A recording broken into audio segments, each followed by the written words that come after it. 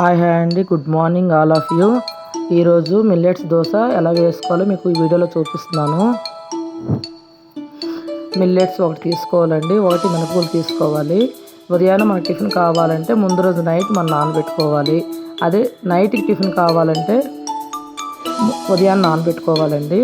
బాగా నానితేనే దోశ కూడా బాగా వస్తుంది. ముద్ద కూడా పలుచగా ఉండకూడదు, ఇలా తిక్కుగా ఉండాలండి. చూడండి, నేను దోశ కూడా వేస్తున్నాను, మీకు చూపిస్తున్నాను వీడియోలో. తిక్కుగా ఉంటే దోశ కూడా బాగా వస్తుందండి, నీట్గా.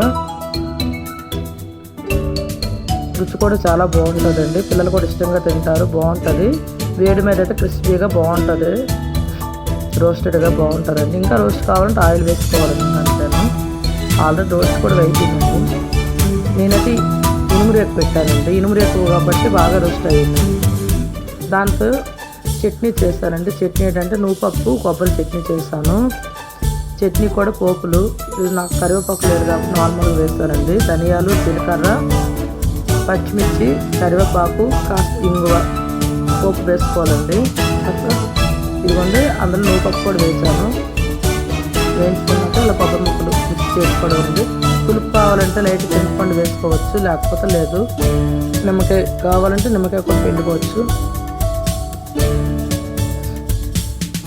అంతేనండి, రెడీ అయిపోయింది. చట్నీ కూడా చాలా బాగుంటుంది, టేస్ట్గా ఉంటుందండి. ఓకే అండి, బాయ్ బాయ్ అండి, థ్యాంక్ యూ అండి.